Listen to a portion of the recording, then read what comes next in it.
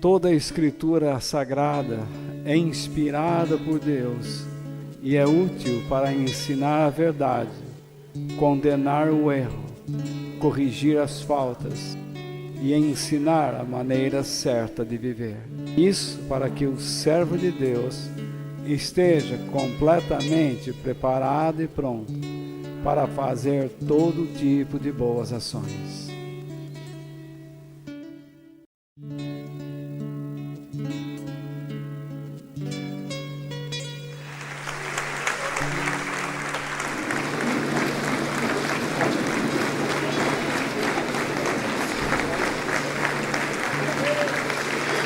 Essa é a 12ª semana que nós estamos falando sobre este tema. A fé é mais do que acreditar.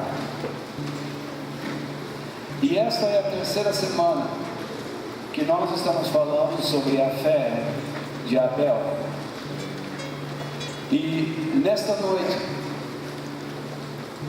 dentro desse tema, a fé de Abel, eu quero falar ainda no versículo 4 de Hebreus 11, submissos e dedicados a Deus. Vamos ler então Hebreus capítulo 11, versículo 4.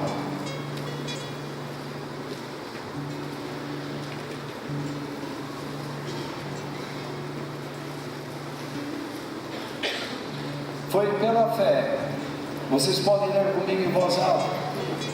Foi pela fé que Abel ofereceu a Deus um sacrifício melhor do que o de Caim. Pela fé, ele conseguiu a aprovação de Deus como homem correto, tendo o próprio Deus aprovado as suas ofertas. Por meio da fé, Abel, mesmo depois de morto, ainda fala. Nós temos meditado sobre esse assunto, procurando compreender o que a fé realmente é, biblicamente falando. Qual é o objetivo destas nossas reflexões, ou meditações, ensinamentos? Eu tenho dito a vocês que no mundo atual existe muita controvérsia sobre este assunto de fé.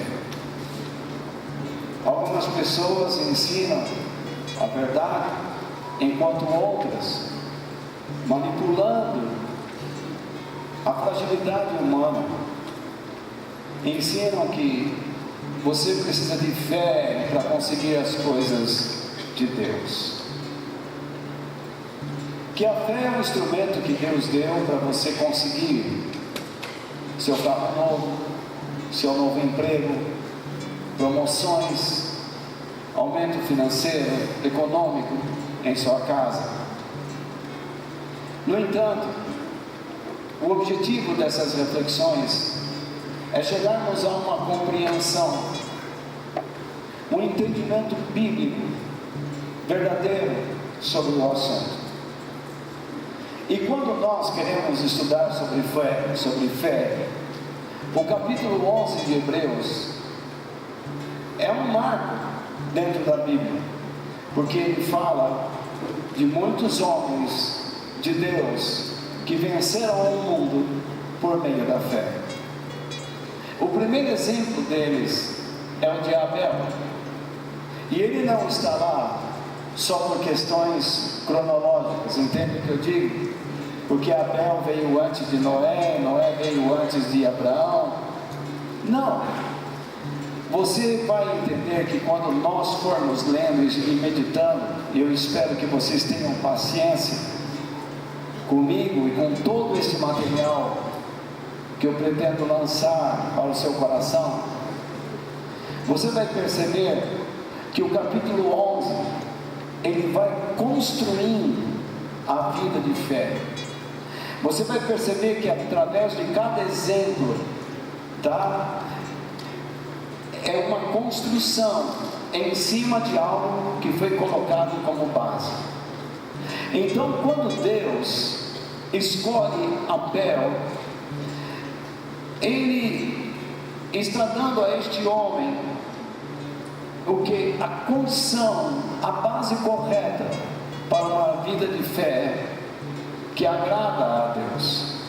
E quando ele aparece como primeiro exemplo no livro de Hebreus, capítulo 11, não é por questões cronológicas, como eu já disse, mas porque a fé de Abel revela de fato as bases corretas que nós precisamos imitar. Nós já meditamos porque Deus aceitou a oferta de Abel e rejeitou a oferta de Caim. Isto é, porque Deus aceitou a fé de Abel e não aceitou a fé de Caim, sendo que ambos aprenderam de seus pais como eles deveriam agir em relação ao serviço a Deus. Como nós temos aprendido? Essa é a grande questão. Muitos que estão aqui aprenderam de uma maneira errada. Aprenderam que vocês têm fé no domingo, mas não precisa ter na segunda-feira. Muitos dizem que se você vier aqui e ganhar algum dinheiro, então Deus vai dar a você o que você precisa. Se você comprar algum patuá que eu esteja vendendo, vamos supor que eu estou vendendo esta bala pelos míseros R$200, e quando você chupar esta bala, toda a graça de Deus vai entrar na sua vida e o seu hálito será um hálito divino. Então, quando você exalar o hálito, entra em casa exalando, você vai estar, vai estar pulverizando o ambiente com a graça do reino de Deus. Então, por apenas R$200, você estará trazendo a prosperidade à sua vida. E algumas pessoas entram nessas armadilhas pensando que estão vivendo pela fé. Na verdade, existem dois ensinos sobre fé apenas: aquela fé que busca os interesses de Deus e a fé que busca os interesses do ser humano. Foi esta fé que Caim inventou. Podemos afirmar que Caim é o criador de uma religiosidade falsa, de uma fé venenosa, de uma fé mentirosa. E Abel deu sequência aos ensinamentos que recebeu de seu pai e sua mãe, Adão e Eva, e muitos conservam este ensinamento até hoje. Então guarde bem, um ensinamento sobre a fé visa agradar a Deus, um outro ensinamento sobre a fé visa agradar a nós mesmos, e nós seremos colocados entre essa bifurcação, diante desta bifurcação, e Deus vai pedir que escolhamos sobre qual caminho pretendemos caminhar. E nós entendemos mais uma coisa, que Caim, como Abel, conhecia a Deus, acreditava nele, mas, diferente de seu irmão, Caim foi uma pessoa insubmissa, desobediente, rebelde, e por isso ele não foi aceito por Deus, não foi uma pessoa abençoada por Deus. Deus não abençoa pessoas rebeldes, pessoas desobedientes. Eu não estou dizendo com isso que nós somos pessoas perfeitas. que nunca iremos falhar. Jamais eu estaria dizendo isso. O que eu estou afirmando é que nossa disposição em aceitar, em acertar, em viver para Deus, deve ser intensa. Nós temos que ser pessoas diligentes, pessoas com vontade de servir a Deus e de amá-lo de todo o nosso coração. Quando nós temos vontade de servir a Deus, seremos comparados com a fé de Abel, que foi uma pessoa aprovada por Deus, e não só Deus aprovou sua fé, como diz a razão da sua aprovação: Abel foi um homem correto, enquanto Caim foi um homem incorreto, insubmisso, desobediente, rebelde, ímpio. Ele conhecia a Deus, ele acreditava em Deus, mas a sua fé não foi capaz de ensiná-lo a viver em comunhão com o Pai. Há muitas pessoas vivendo da mesma maneira. Eles acreditam em Deus, eles leem a Bíblia, eles frequentam uma igreja, mas eles são incapazes de serem submissos a Deus. Eles não se rendem, eles vivem o tempo todo desobedecendo. Eles não procuram os interesses de Deus, mas vivem dentro da igreja apenas buscando os seus próprios interesses. Foi isso que Caim fez, e o resultado foi uma tragédia na sua vida. E saiba que todos aqueles que vivem desta maneira trarão para suas vidas tragédias, desespero, grandes vazios.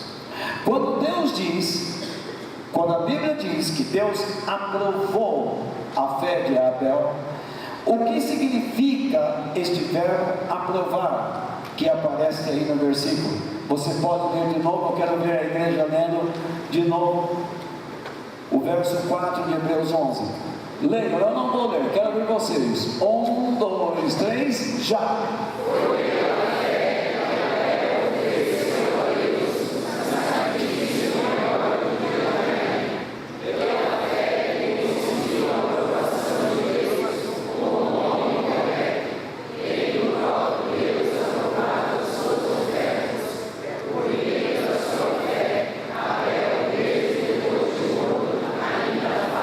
Você percebe? O verbo aprovar aparece quantas vezes aí? 2 vezes. A primeira vez diz o quê? Que ele conseguiu a aprovação de Deus. A segunda vez diz o quê? Oi? Então, o que significa este verbo aprovar na atitude de Deus? Significa que Deus olhou para Abel e o considerou com assombro. Seria como você olhasse para uma criança, para o seu bebê, e olhasse e disse: olha como ele aprendeu. Incrível! Ele sabe. Com essa idade, ele aprendeu, ele entendeu. Já aconteceu isso com você? Já aconteceu isso com você? Você já olhou para uma pessoa que você não esperava tanto e de repente você diz: puxa, ele entendeu, ele está fazendo do jeito certo. Já passou por essa experiência? Foi isso justamente o que Deus fez com Abel. Ele olhou para Abel e disse: não é que ele faz realmente de modo correto? Mas Deus não é onisciente? Claro que é. Deus não sabia que ele iria agir de modo correto? Mas por que então este verbo é usado desta maneira? Justamente para nos ensinar. A palavra de Deus nos revelam Deus com sentimentos parecidos aos dos humanos, que é justamente para que nós possamos entendê-lo. Deus olhou para Abel com assombro, e Deus, se Ele olhou para Abel desta maneira, imagine como Ele está olhando para cada um de nós agora. Em algumas pessoas, o olhar de Deus é triste, porque Ele deve estar dizendo: como pode essa pessoa há tanto tempo dentro da igreja, 40, 50, 60, 80, 100 anos, e não aprendeu? E Ele olha para uma pessoa de um ano, de meses, e diz: olha como ele aprendeu. Você pode entender, uma pessoa pode estar dentro de uma igreja por anos e anos e estar sendo reprovada por Deus, e uma pessoa pode estar 3, 4 meses, 1 ano, 2, 5 anos, e Deus está aprovando essa pessoa. Mas sabe como é que nós estamos sendo ensinados sobre a aprovação e a desaprovação de Deus por esses pregadores da mídia? Eles ensinam o seguinte: aqueles que têm mais bens materiais, aqueles que conseguem mais dinheiro, aqueles que consertaram seus casamentos, aqueles que resolveram seus problemas, estas são as pessoas aprovadas por Deus. Aqueles que estão sofrendo, aqueles que ainda estão lutando com a vida, estas pessoas não são aprovadas por Deus. Para responder esta pergunta, eu peço que você esteja no mesmo domingo, neste mesmo bate-lugar, nesta mesma bate-hora, para ouvir esse bate-pastor falar. Porque na verdade, eu vou explicar para você que nem sempre a aprovação de Deus nos dá um mar de rosas. A aprovação de Deus serve para nos conduzir à eternidade ao lado dele. Por isso que muitas pessoas se enganam, se iludem com esse tipo de pregação que diz que quando você tem fé em Deus, você então tem tudo o que quer, alcança tudo o que quer. Mas Deus não diz isso, Ele não ensina isso na Bíblia. Porque a maioria destes homens que você vai ver no capítulo 11 de Hebreus sofreram e perderam, tiveram grandes perdas, choraram, ficaram sozinhos, mas eles enfrentaram e foram em frente com confiança e fizeram a vontade do Senhor. Deus então olhou para Abel dessa maneira, e ele foi reconhecido por Deus como uma pessoa submissa, obediente, uma pessoa que praticou o que? A verdadeira adoração. Ele praticou a verdadeira adoração e foi aprovado por Deus. Então, a primeira coisa que eu peço que vocês reflitam nesta noite é esta: esforce-se para ser um verdadeiro adorador. Não se esforce para tentar conseguir coisas de Deus. Jesus não disse isso. O que é que Jesus ensinou? Busquem primeiro o reino de Deus e o que? A sua justiça, isto é, o modo de vida que o agrada, e as demais coisas serão acrescentadas na sua vida. Isto é, em outras linhas, de outro modo, busquem primeiramente o governo de Deus, a direção de Deus, e uma vida que o agrada, e confiem na sua misericórdia, porque Deus dará a você o que você precisa, e não lhe dará o que não precisa. Correto? Correto? Os pagãos não agem assim. Ele vai explicando. Os pagãos procuram a Deus para conseguirem o que querem, mas vocês não agem desta maneira. Por que então eu preciso me esforçar para ser um verdadeiro adorador? Vocês estão comigo? Sim ou não? Sim. Por quê? Porque a adoração é a base da vida cristã.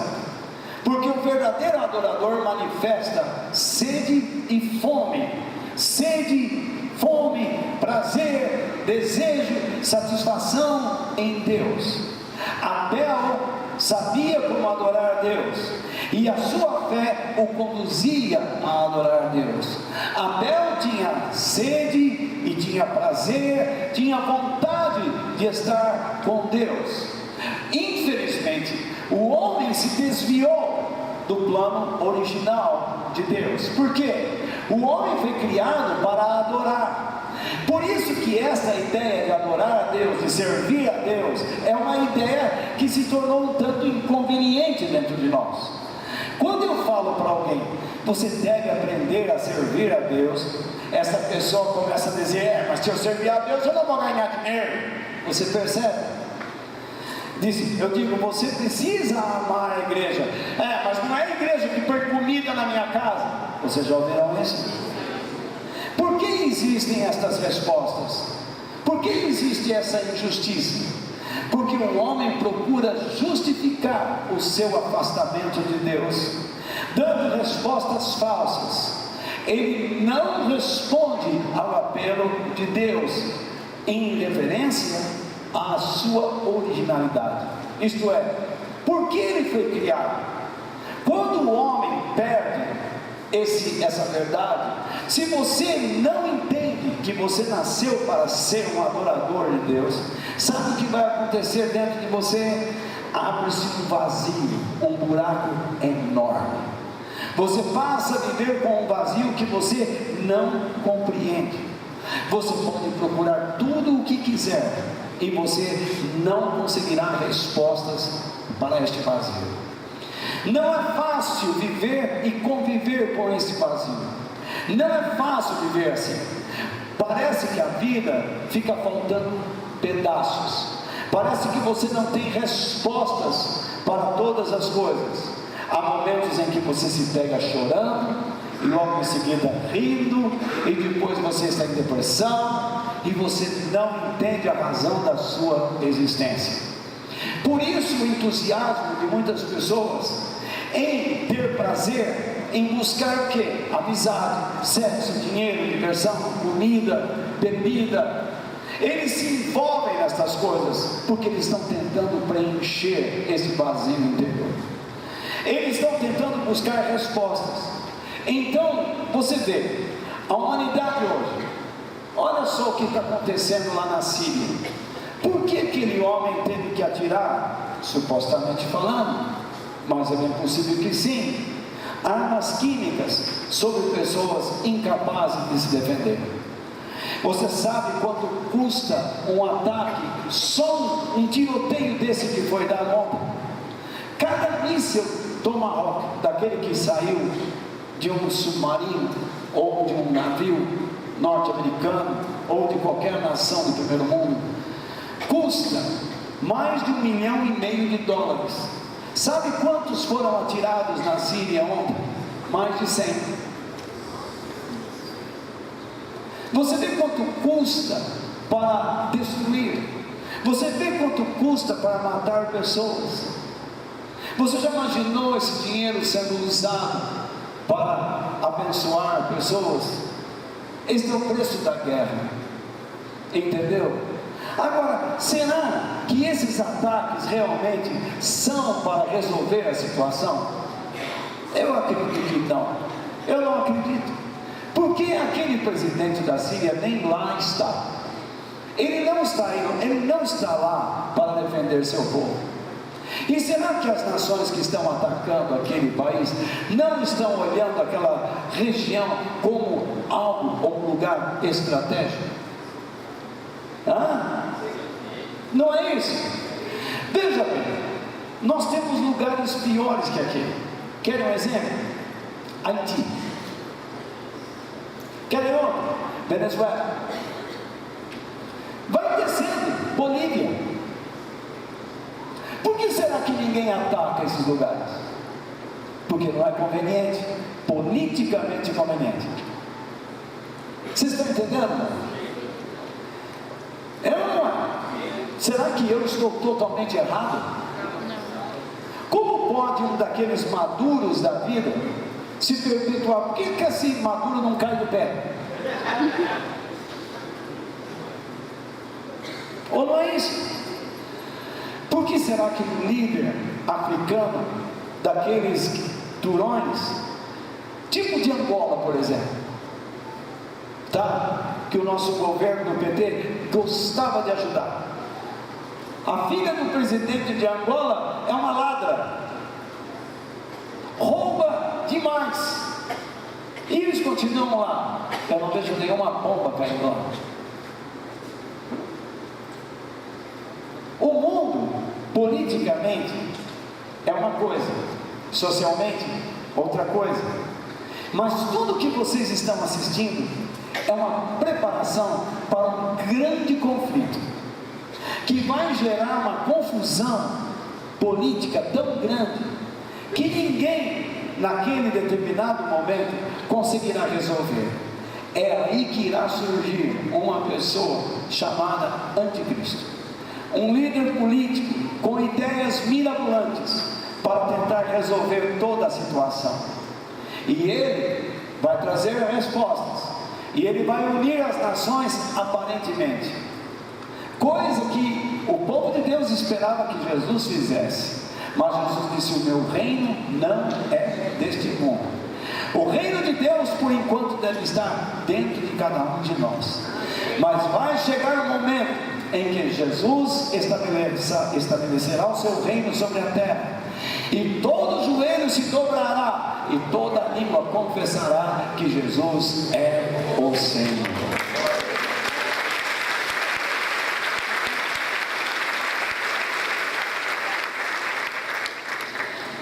Quando uma pessoa abandona o Senhor, e ele então busca estas fascinações, por exemplo, da amizade, sexo, dinheiro, diversão, comida, bebida, e hoje em dia tantas vaidades, que tem gente que tenta ficar bonito de todo jeito e não muda, a caricatura é a mesma.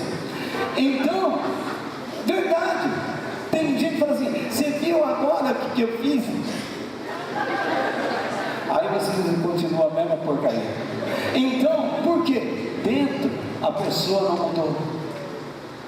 Não adianta nada você mudar os seus olhos castanhos para verde, se dentro está tudo na ignorância, está tudo em trevas, você continua feio.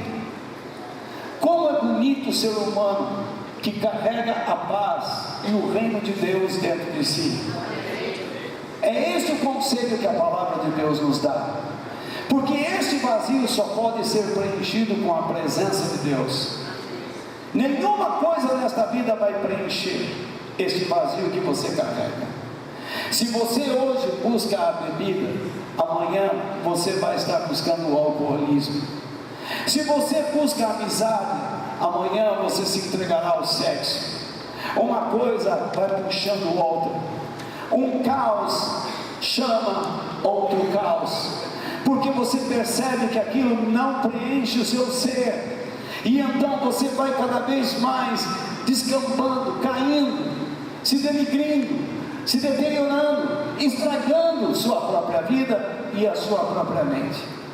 Jesus, Ele se tornou o nosso Senhor para viver dentro de nós, e toda pessoa que se entregou a Deus por meio de Cristo, quebraram num instante esses encantamentos, essas fascinações, porque a vida com Cristo lhes deu verdadeira satisfação.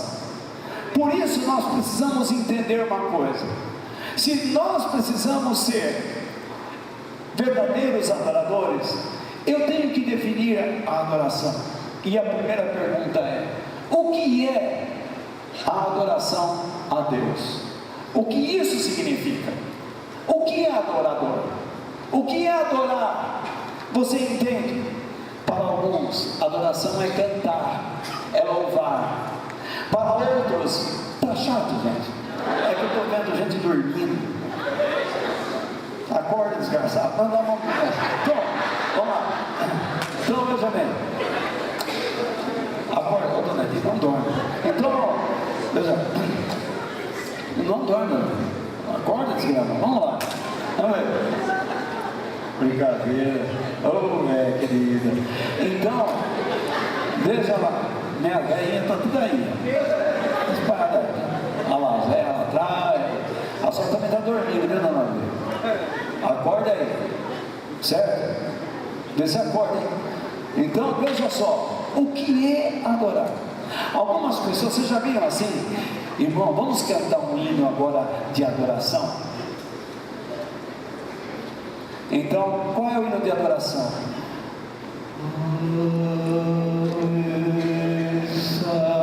O meu Senhor, meu Deus,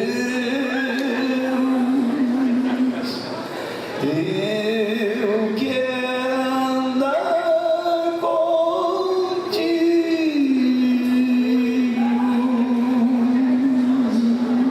Chega. Agora vamos cantar um hino alegre. Gente, pode existir uma coisa dessa? Quer dizer que a adoração é um negócio lento, arrastado. E o hino alegre é outra coisa. Isso é outra bobagem que o povo de Deus comete. Outra coisa, outra bobagem que o povo de Deus comete é chamar de adoradores pessoas que se identificam como levitas. Isso é outra estupidez. É um bando de louco, sem ser corintiano, é claro. Então, veja bem, é mais um bando de louco, certo? Então, veja só, bando de louco, sem cabeça, sem lenço, sem documento. Então, eles saem por aí, dizendo que são levitas. Em primeiro lugar, a tribo de Levi acabou, não existe mais, não existe levita. E se nós formos estudar o que é um levita, levita eram aquelas pessoas que cuidavam da casa de Deus. E o que eu vejo é que essas pessoas que dizem que são levitas só querem fazer show e rebolar. Eles querem rebolar. E hoje em dia, mais alguns levitas, eles querem fazer show, rebolar e ganhar dinheiro. Eles querem aparecer. Eu vejo ainda que alguns levitas querem rebolar, fazer show, ganhar dinheiro.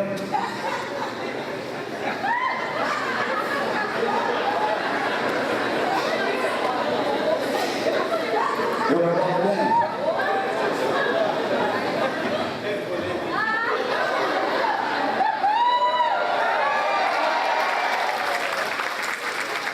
Então, eles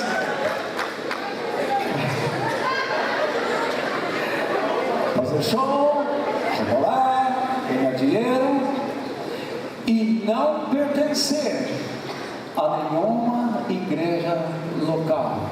Isso significa o quê? Que eles não têm uma identificação real de compromisso com uma família espiritual. Então eu pergunto, que levita é esse? Então nós estamos metidos em verdadeiras confusões teológicas, doutrinárias, e nós precisamos entender o que é adoração. Adoração é a nossa total rendição ou submissão a Deus. O que é adoração? Total, digam lá comigo depois de mim. Adoração é. Eu não queria fazer com eco. Todo mundo depois de mim. Adoração é. Eu não estou ouvindo todo mundo falar. Adoração é. Nossa total rendição. E submissão a Deus. Para uma vida de dedicação a Ele. Isso é adoração. Isso é adoração. Quando uma pessoa ela se rende ou se submete para servir a Deus, A pureza de Deus toca a sua consciência de tal modo que essa pessoa sente a necessidade de se alimentar com os princípios e as verdades bíblicas. Por quê? Porque esse alimento diário com a palavra de Deus vai influenciar também as suas imaginações. Uma pessoa que não põe para dentro da sua mente a palavra de Deus, ela conserva a sua mente em um lixo. Ela só pensa coisas vergonhosas. Ela é egoísta, ela é orgulhosa e se torna uma pessoa corrupta. Quando uma pessoa começa a ter outros planos mais elevados, porque você se lembra o que Deus diz: os meus caminhos não são os seus caminhos, os meus pensamentos não são iguais aos seus pensamentos, porque os meus caminhos são mais elevados, e também assim são os meus pensamentos, mais elevados que os seus. Deus não está concordando com a maneira como o seu povo constrói sua maneira de pensar, seus ideais, seus planos. Tanto que ele diz: o homem pode fazer muitos planos, mas a última palavra vem do Senhor. Nós deveríamos colocar toda a nossa imaginação, todos os nossos planos com B mudo, sob o crivo de Deus, o critério de Deus, a análise, a avaliação dele, para que ele pudesse dirigir nossas vidas. Você se lembra como Jesus iniciou o seu ministério? Ele veio expressando o que? Todo o amor. Porque toda pessoa que tem sua consciência tocada pela pureza de Deus e passa a meditar, ter interesse em aprender a Bíblia, começa a pensar melhor. E essas duas atitudes influenciam o que? O seu coração, para que ele comece a praticar o amor a Deus e ao próximo. E então ele vê se entregando aos propósitos de Deus.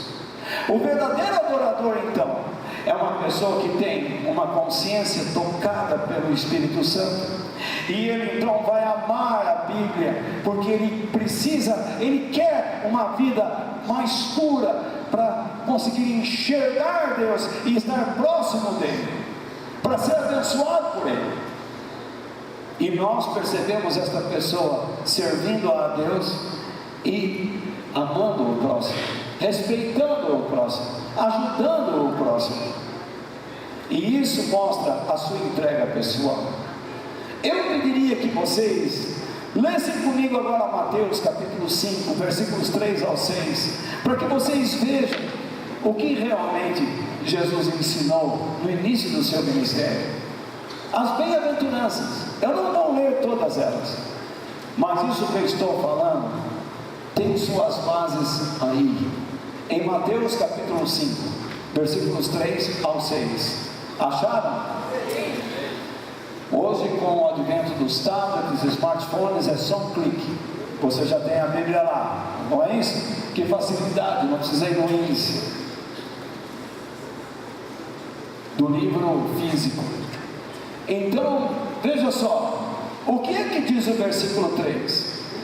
Felizes as pessoas que sabem que são espiritualmente pobres, pois o reino do céu é delas. Quem são essas pessoas pobres espiritualmente? São pessoas que reconhecem a sua pobreza, a sua fragilidade, a sua miséria espiritual, e anseiam por serem dirigidos, governados por Deus. Quem nesse ambiente é capaz de reconhecer a sua pobreza espiritual, a sua fragilidade, e tem o desejo realmente de ser governado, dirigido por Deus? Isso é uma questão muito séria. E então nós temos o versículo 4, porque uma pessoa que reconhece que quer ser dirigido por Deus, reconhece a sua fragilidade, diz: Deus, eu reconheço que estou afastado do Senhor, que não vivo como o Senhor quer, eu não tenho oferecido o melhor para ti, venha governar minha vida. E então Deus dá a ele o que? O acesso ao seu reino. E então o que vem a seguir? Felizes as pessoas que choram, pois Deus as consola. O que é chorar? O que é consolo? São pessoas que reconheceram a sua pobreza e que ainda lamentam a sua condição espiritual e anseiam pelo quê? Pela ajuda que vem de Deus. Ela está dentro do reino, ela se maravilha com a grandeza, agora ela tem uma noção do que é o reino de Deus, mas ela percebe que a sua condição espiritual a mantém aquém de aproveitar de todos os recursos que Deus dá. Entende ou não? Seria como se você nunca tivesse digitado um teclado de computador, nunca ligado uma tela, nunca ligado um aparelho desses, e de repente alguém chega para você e diz: toma, e você não sabe o que fazer. Você diz assim: eu lamento, mas eu nunca lidei com isso, eu não sei, perdoe a minha ignorância, me ajuda. É justamente isso.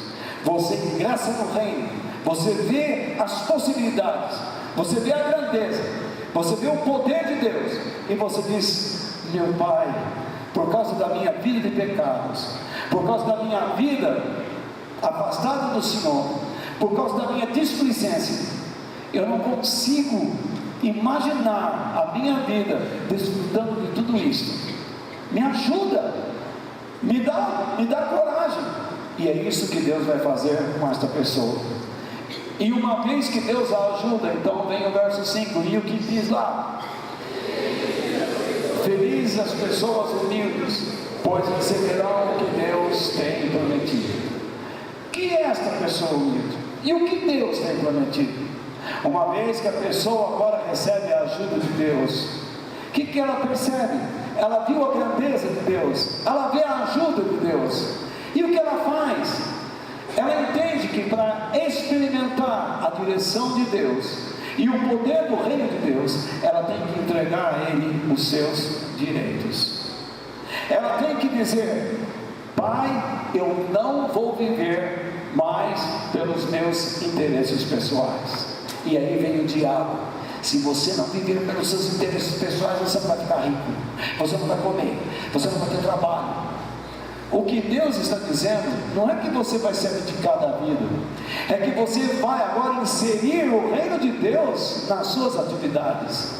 Aquilo que Deus disser não, você vai dizer não. Aquilo que Deus disser sim, você vai dizer sim.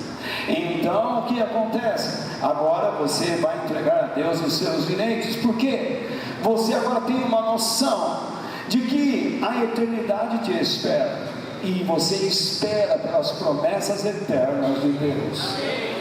Uma vez que você entende isso, então agora vem o verso 6, e o que diz lá? Podem ler?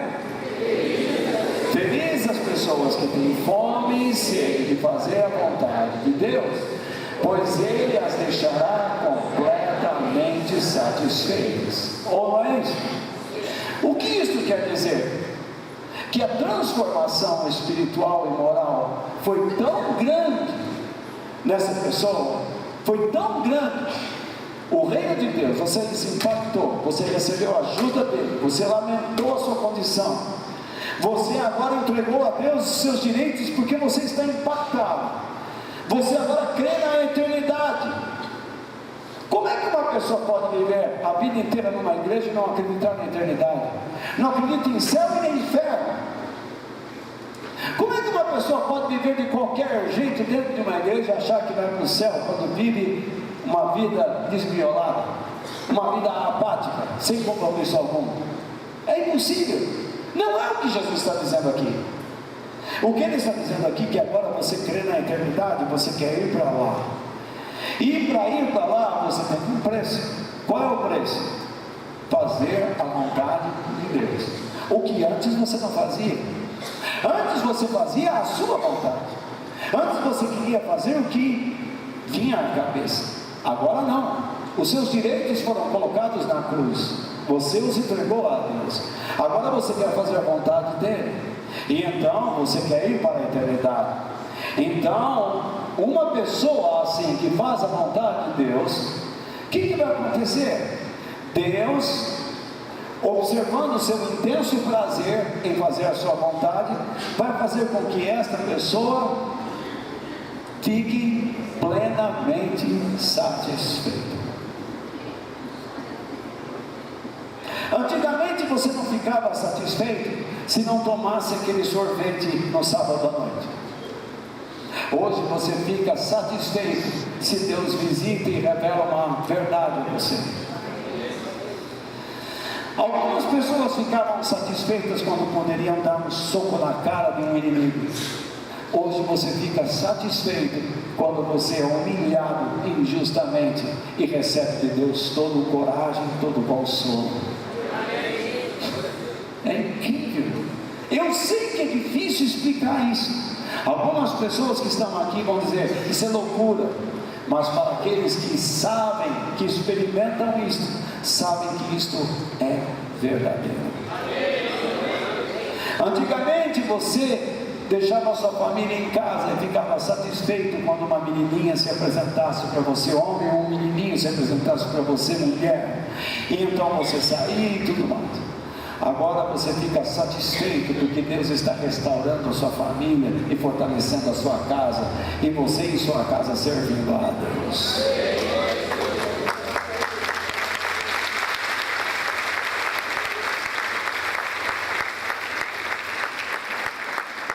Então o que eu quero que você saiba é que a verdadeira adoração envolve todo ser humano. A verdadeira adoração influencia o que? A nossa consciência, a nossa mente, a nossa imaginação, o nosso coração. O que é o coração? Senão a essência e o sentido da nossa existência. É isso. Quando a Bíblia fala, filho meu, dá-me o teu coração, ele está dizendo, dá-me a sua existência e eu vou dar sentido a ela. Dá-me a essência da sua vida e eu vou dar sabor a ela. Então, tudo isso influencia a nossa consciência, a nossa mente, a nossa imaginação, a essência ou o sentido da nossa existência, como o nosso esforço intenso, prazeroso em fazer a sua vontade. Influencia o nosso físico. Por isso, em segundo lugar, procure oferecer o melhor da sua vida a Deus. Posso continuar mais um pouquinho? Vocês estão aguentando? Quem está aguentando, diga amém.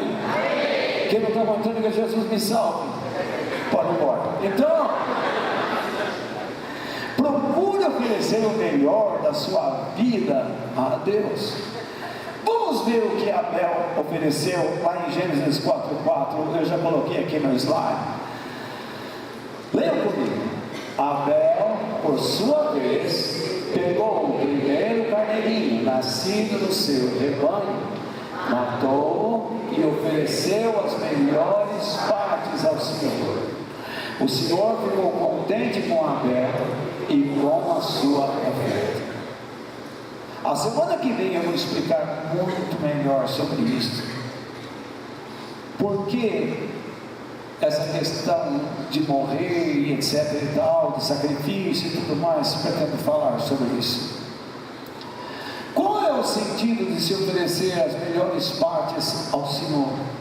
O livro de Provérbios diz o que? Em Provérbios 3:9: adore a Deus oferecendo o que a sua terra produz de melhor. O verdadeiro adorador produz isso. Então, vamos ver o mesmo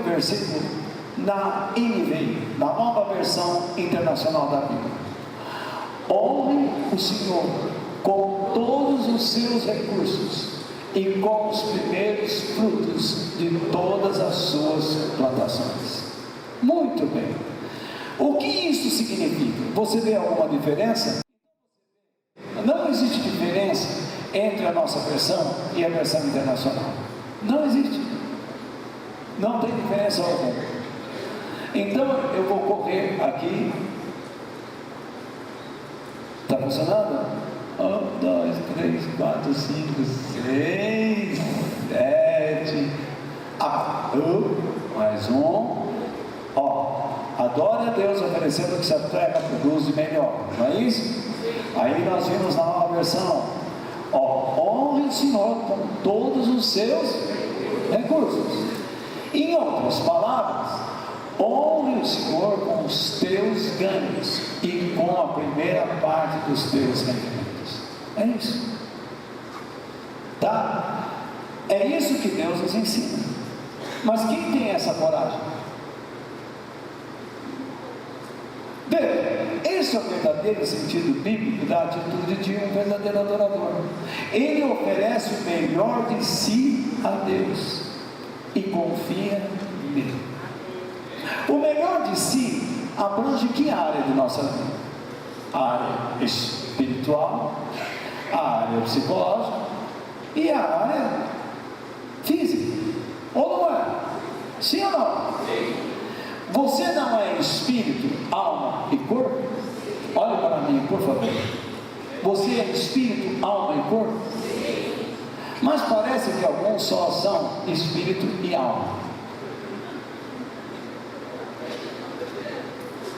Eu não vejo o corpo. Parece que o corpo não está. Sabia disso? Tem outros então que são corpo e alma, mas não tem o espírito. São desajustados. Eles fazem muitas coisas, mas fazem tudo sem pé e sem cabeça. Tem outros que têm um espírito tão devotado, mas não tem alma, não tem sentimento. Ou não é assim? Eles dizem eu amo a Deus, mas quando se dirigem às pessoas são terríveis, mal educados. Não tem sentimento, não tem sensibilidade. Ou não é?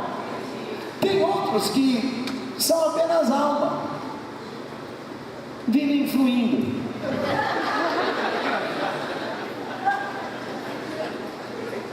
Mas você não vê devoção neles e não vê atitude neles. Percebe?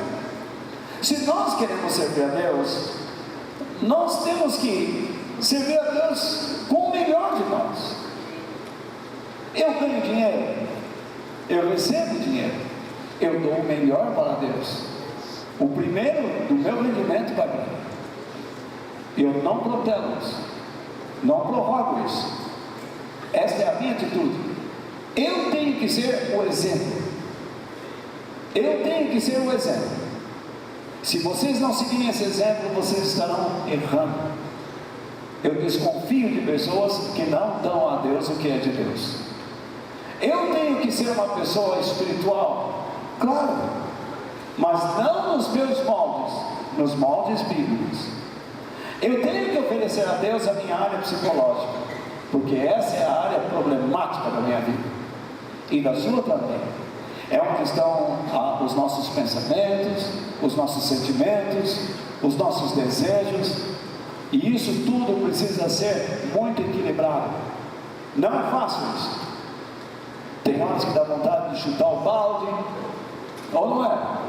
E você tem que se conter, porque o apóstolo Paulo diz: eu posso fazer todas as coisas, mas nem tudo me convém. Tem horas que você tem uma pessoa do seu lado ensinando o que não deve, e você tem que se conter, ficar quietinho, como Jesus ficou quieto diante de Pilatos. Outras vezes Deus nos manda falar e você tem que falar, e você sabe o que acontece quando você fala. Aí vem algum irmão, você falou na hora errada, mas era a hora certa. Mas as pessoas que estavam lá não gostam da verdade, gostam do erro. Às vezes você tem que tomar uma posição, e isso gera medo, não gera? Sim ou não? Sim. Eu me lembro quando eu fui abrir uma igreja numa cidade, cheguei lá só com uma mala, só o dinheiro de ida, eu não tinha dinheiro nem para comer. E eu disse, e agora, o que eu faço? E eu disse, Senhor, eu estou nas tuas mãos, eu nem sei como fazer. Eu fui na praça da cidade, cheguei na praça com uma malinha, fiquei olhando as pessoas lá, e eu sentei no banco, e eu comecei a orar, meu Deus, o que é que eu faço? Nisso chegou um rapaz e disse, você é novo aqui? Está esperando o ônibus? Eu olhei para ele e falei, você vai desculpar, mas estou chegando para ficar. Você é parente de quem? Para dizer a verdade, sou parente de Jesus. E ele riu. Ele falou, mas parente dele tudo nós somos, né? Eu falei, nós somos mesmo. Então, o que você faz na vida? Rapaz, se eu falar, você não vai acreditar, não. E eu, cutucando, eu falei, será que é esse o pobre diabo que Deus está me trazendo aí? Então, eu fui conversando com ele, aquele negócio todo e tal, e despertando nele o desejo. Ele falou, me diga o que você vai fazer. Sabe o que eu faço? Eu oro pelas pessoas, eu ensino as pessoas o caminho de Deus. Eu falei, que conversa é essa, cara? Você ensina as pessoas o caminho de Deus, né? Você ora? Eu oro pelas pessoas. Você vai orar por mim? Não. Mas com o maior prazer, você e a sua família, onde você mora?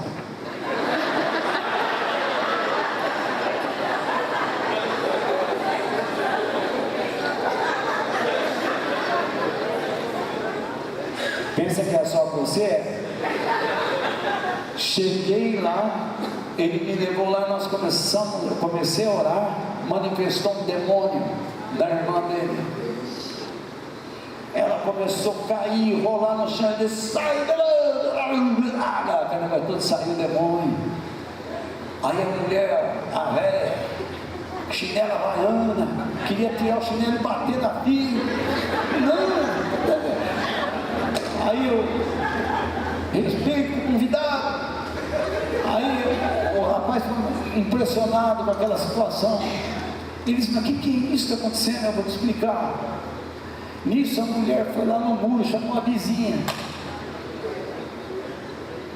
Nisso veio a vizinha, e veio um menino lá que tinha um braço que não podia mover, e nós oramos e Deus curou o menino. E dizendo, mas o que é isso? Olha o que Deus fez. E eu com uma fome, sem dinheiro, até que aquela senhora negra, da cor negra, disse, moço, você está bem magrinho.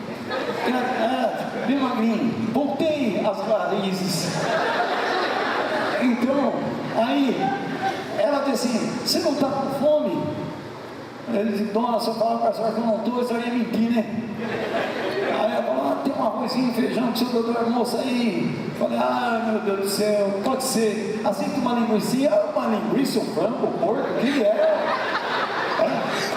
Gente, ali iniciou na igreja.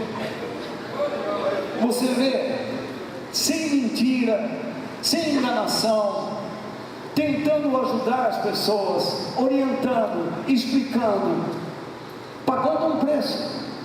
Por isso o apóstolo Paulo diz o seguinte em Romanos 12, verso 1. O que ele diz? Portanto, meus irmãos, por causa da grande misericórdia divina, peço que vocês se ofereçam completamente a Deus, como um sacrifício vivo, dedicado ao seu serviço e agradável a Ele. Olha o que diz agora. Esta é o que? A verdadeira adoração que vocês devem fazer a Deus. Então eu pergunto, para quem Deus está olhando e aprovando? Aqueles que são o quê? Sacrifícios vivos, dedicados ao serviço de Deus e agradável a Ele. As palavras do apóstolo Paulo devem nos levar a refletir pelo menos 3 coisas sobre quem é o verdadeiro adorador. Primeiro, por que um verdadeiro adorador se torna adorador verdadeiro? Desculpe a redundância, mas é isso. Por que ele se torna verdadeiro? Por quê? Por quê? O que vocês estão lendo lá? Por causa da grande misericórdia divina. Você nunca se tornará nada em Deus sem considerar a misericórdia dele. Você nunca enfrentará uma tragédia com a cabeça erguida e sairá dela com a cabeça erguida e firme se você não entender a misericórdia de Deus. O fato de Deus não ter dado o que você quis, isso é um fruto da misericórdia dele. Deus permitiu que você saboreasse determinada coisa até um instante, de repente tudo desaba. E alguém vem, é o diabo não roubou nada, porque ninguém pode tocar na tua vida, porque você é um filho e uma filha de Deus.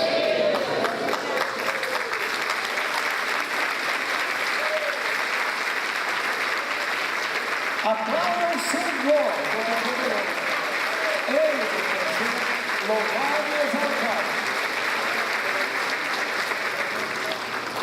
Você nunca terá força se você não compreender a misericórdia de Deus. O que é o ato de ter misericórdia? Misericórdia significa dar a uma pessoa não o que ela quer, mas o que ela precisa. Se uma pessoa está precisando de conselhos, ela não precisa de dinheiro, ela precisa de conselhos.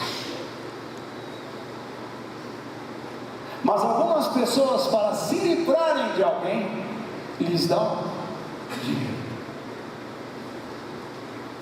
Correto? Se eles buscassem a Deus, Deus lhes diria: dê conselhos, ensine-os. Eu espero que vocês estejam recebendo a palavra de Deus nessa noite.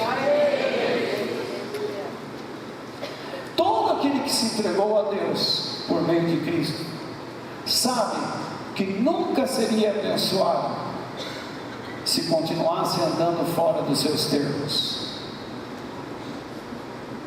Então, ele também sabe, se continuasse andando do jeito que estava, após a sua morte, para o céu ele não iria. Ele seria lançado eternamente ao lugar de tormento, que Jesus chamou de inferno. Um lugar onde o sofrimento é incessante, não cessa, não para. Então ele entende que ele não merecia a vida que Deus lhe deu, a capacidade de superar, a paciência de enfrentar as coisas, a capacidade de não sucumbir, de não desabar diante das tragédias, mas continuar andando sobre as águas, ainda que apoiado pelos braços do Senhor. Ele entende que esse é um ato da grande misericórdia de Deus, e então ele é agradecido. O primeiro sinal da loucura humana é a falta de gratidão. Como é duro você fazer coisas para as pessoas e elas não serem agradecidas. Durante toda a minha vida eu lutei por um evangelho verdadeiro. E eu ouvi poucos agradecimentos. Mas o que eu queria ouvir, não eram pessoas falando. Eu queria ver atitudes. Pessoas aceitando este evangelho e demonstrando através da sua vida com atitudes de que realmente concordam com a verdade, se empenhando de fato, sendo compromissados financeiramente, emocionalmente e espiritualmente com o reino de Deus.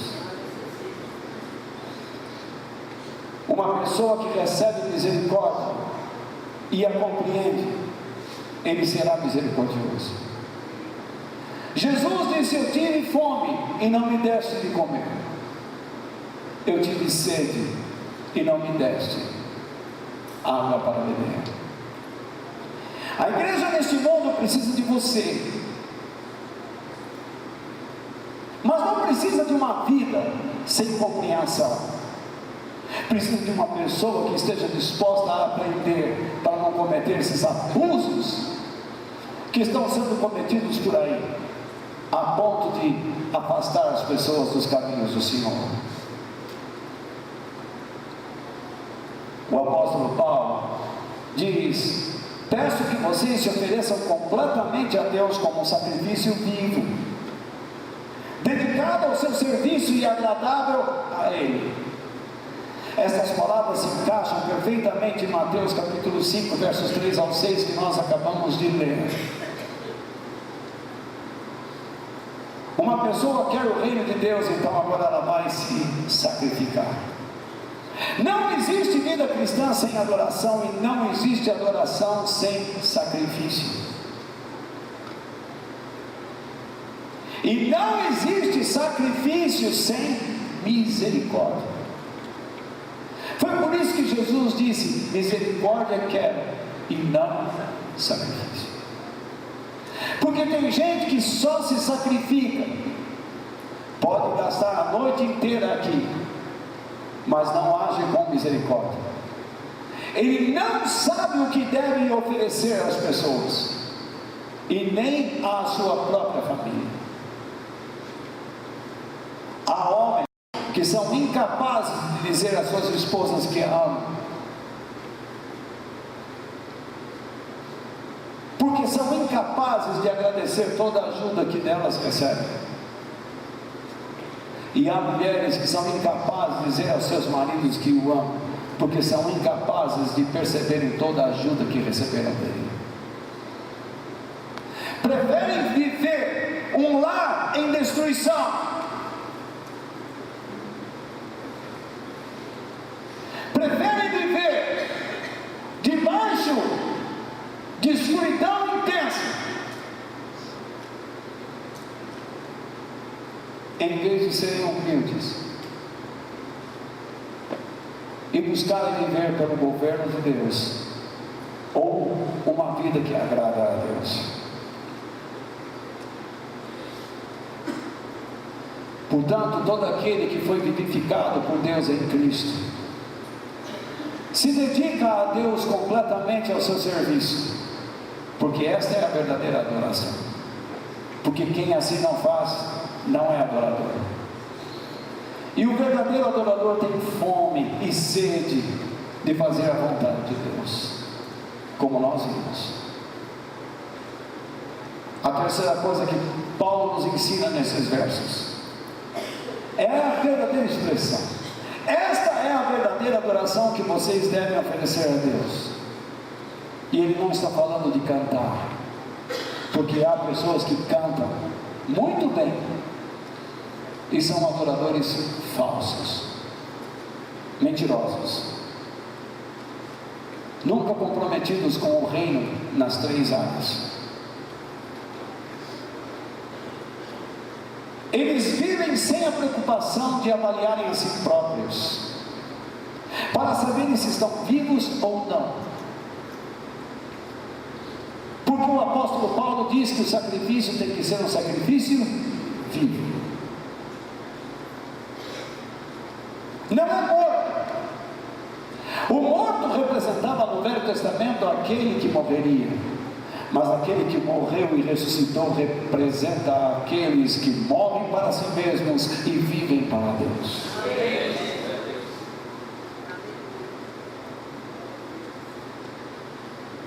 E é incrível que a nossa dedicação a Deus não é para agradar a nós mesmos, mas é para agradar a Ele. Quantas pessoas eu conheci que queriam pregar e queriam até o meu lugar para a sua própria autossatisfação. Pregar para eles é uma satisfação pessoal, para mim não. Para mim é uma responsabilidade tão intensa que eu digo para minha esposa: me larga sozinha aqui, porque a tarefa que eu tenho hoje é séria. Não precisa nem me chamar para almoçar.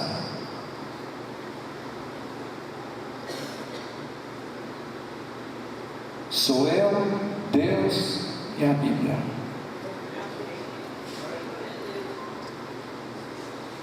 Eu não venho aqui para dar minhas opiniões, mas estou mostrando para vocês o que a Bíblia diz. Portanto, para nós terminarmos, seja submisso a Deus em todo o lugar que estiver. O verdadeiro adorador, ou seja, aquele que se rende, é submisso a Deus, assim o é em todo o tempo e em todo lugar. Porque há pessoas que se tornam cristãs de domingo, mas durante a semana corruptos. Você se lembra da conversa que Jesus teve com a mulher samaritana? Quando ela disse: os nossos pais adoravam aqui no Monte Gerizim, e vocês adoram lá em Jerusalém. Qual é o lugar verdadeiro para se adorar? E Jesus disse o que a ela?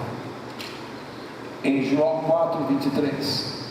Mas virá o tempo, e de fato o que? Já chegou, em que os verdadeiros adoradores vão adorar o Pai em que? Em espírito e em verdade. Não precisa de lugar. Pois, repare bem, pois são esses que o Pai quer, isto é, procura a fim de encontrar. São esses o que o Pai quer que o adorem. O fato que Jesus está dizendo aqui é que o verdadeiro adorador não depende de lugar para estar com Deus. E isso não quer dizer que você não precisa de um lugar. Deus lhe dá uma família espiritual. Você é um ser humano, mas não mora na rua, graças a Deus. Você tem uma família. Você é um cristão, mas não vive jogado. Deus lhe deu esta família. E eu amo esta família.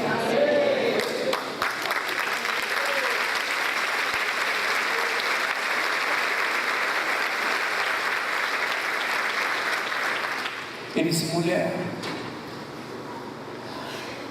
Deus não está nem neste monte e nem naquele.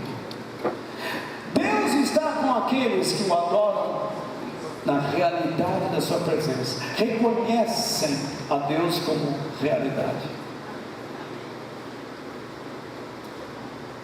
Alguém pode dizer assim: mas Walter, eu estou aqui hoje porque eu reconheço essa igreja como verdadeira. Você pode reconhecer como verdadeira, mas você pode não reconhecer a realidade de Deus na sua vida.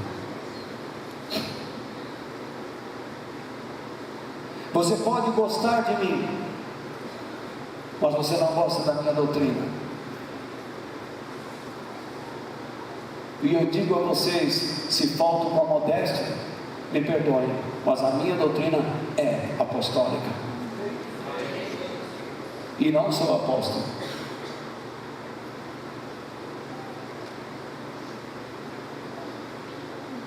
Você pode dizer que tudo que eu estou falando é a verdade, mas você não consegue crer e viver a realidade de Deus.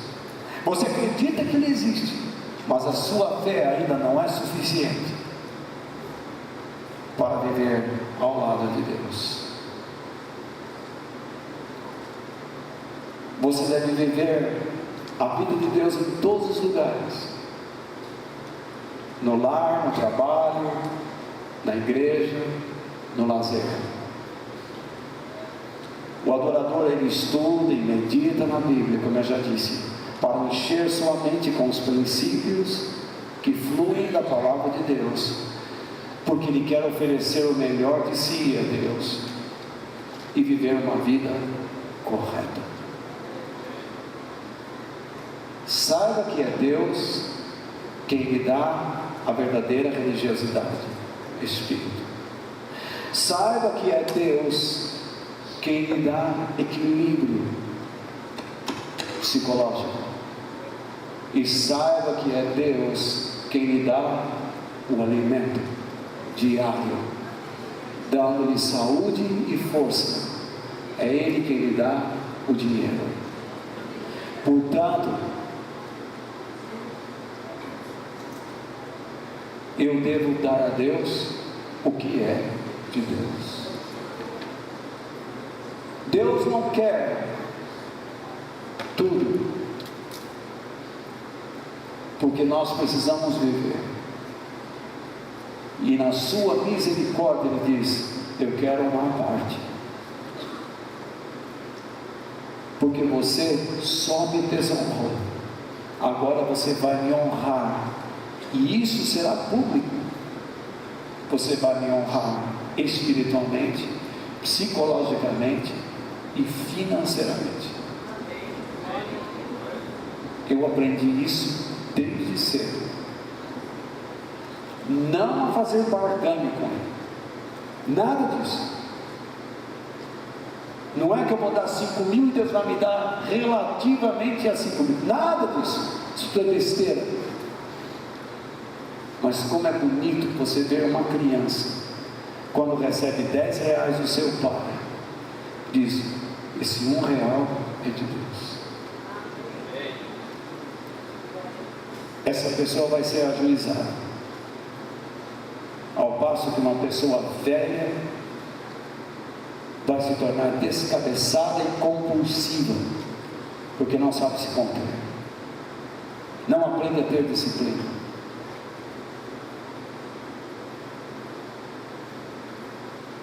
Guarde bem o que eu estou lhe dizendo, porque o verdadeiro adorador dá ao Senhor o melhor da sua vida, não para conseguir o que quer, mas para dar a Deus o que Ele quer. Esse é o verdadeiro adorador. Ele dá a Deus o que Ele quer, Ele não faz barganha. Os verdadeiros adoradores não exigem nada de Deus, nada, mas dão a Deus o que Ele quer e passam a confiar na sua misericórdia. Davi pecou, errou, ouviu a sua sentença, que ele era o homem que devia morrer, porque ele ficou vendo uma mulher tomando banho da sua janela, e a mulher se desnudou diante da janela dele, na expectativa de ser observada. Os dois tinham a mesma intenção. Davi tirou os olhos de Deus e fixou na mulher atraente. A mulher atraente tirou os olhos de seu marido, um soldado sujo, que ia para a guerra, e olhou na figura esplendorosa do rei e do luxo do palácio. Então os dois se encontraram. E ele nasceu um filho.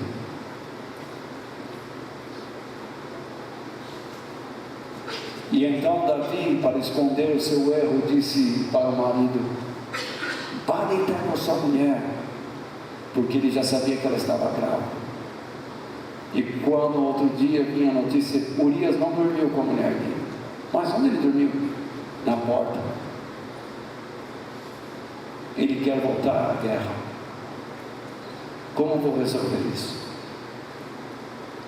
Mande o marido dela para a guerra. Quando ele estiver no meio dos inimigos, deixe-o sozinho. Pode imaginar um homem que escreveu quase todos os salmos da Bíblia. Quando Urias estava no meio da guerra, os soldados recuaram, ele ficou sozinho. Os inimigos estraçalharam. Agora Davi estava livre para se casar com a mulher e ter uma criança. Talvez tentando dizer que o parto foi antecipado. Como fala? Prematuro. No entanto, veio um profeta. Davi, o que você faria com um homem que roubasse a ovelha, a única ovelha de um pastor? Mandava matar. E o profeta olhou e disse: você é este homem. Davi desabou. Reconheceu o seu pecado. Ele não ofereceu o melhor a Deus. Foi orgulhoso, egoísta, e buscou os seus interesses pessoais. E agora Deus estava cobrando dele. Quando ele se arrependeu e se alinhou com Deus, sabe o que ele disse? Ele disse estas palavras aqui no Salmo 51:17: ó Deus, o meu sacrifício é um espírito humilde. Tu não rejeitarás um coração humilde. O que é um coração humilde? Que se entrega a ti totalmente, que não busca mais seus interesses pessoais, que aprendeu. E arrependido. O que é arrependido? Alinhado ao caráter, ou com o caráter divino. Ele diz: eu avaliei minha vida e me encontrei entre os despojos. Eu avaliei a minha vida e me vi entre o lixo. O Senhor me fez o que sou. O Senhor me sustentou por anos no deserto, da espada e das mãos dos meus piores inimigos. E em vez de honrá-lo e confiar em ti, sabe o que eu fiz? Magoei o Senhor, sujei o teu nome, eu envergonhei a fé que me deste.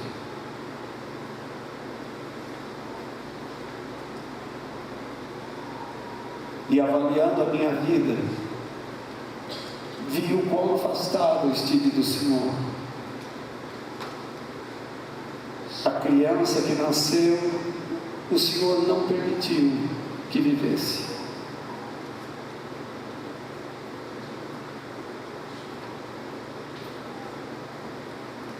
Mas tudo está feito e eu não tenho como consertar.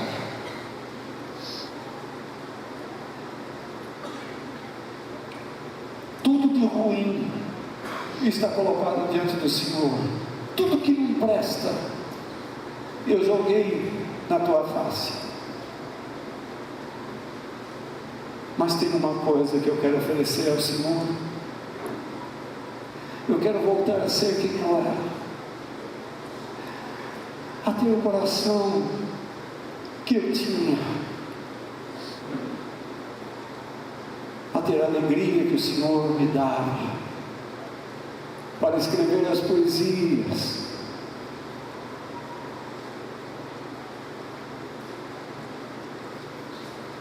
eu quero voltar a ter o teu Espírito Santo vivendo em mim.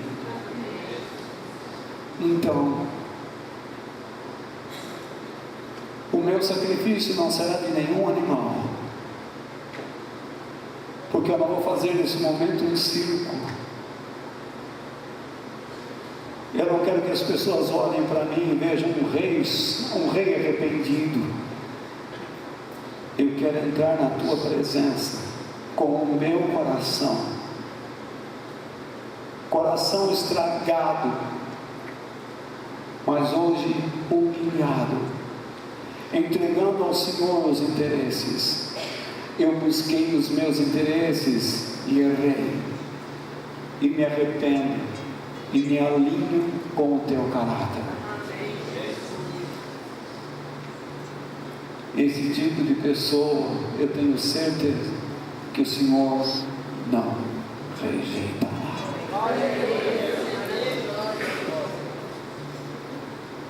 Você vê que tipo de pessoa Deus não rejeita. E vem alguns aí dizendo: não, dá um dinheiro aqui, Deus vai te dar. Compra um tijolinho e Deus vai dar. Deus está olhando a tua fé. Bebe a água que veio do Jordão. Milhares urinaram nessa água, mas não faz mal. Bebe. É do Jordão. Água urinada, enfesada, cheia de fezes.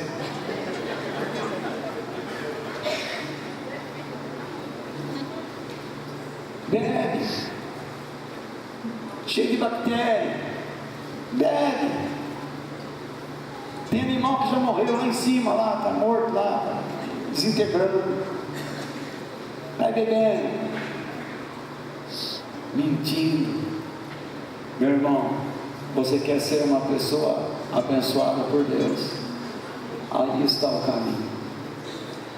Eu tentei passar para vocês de todo o coração esta grande verdade da palavra de Deus, e eu espero semana que vem continuar falando sobre a fé de Abel. Que Deus nos abençoe. Amém.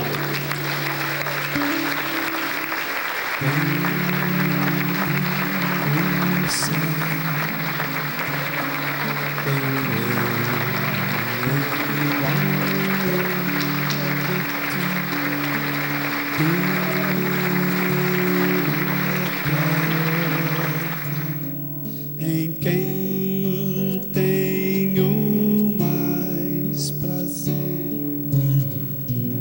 não há outro Deus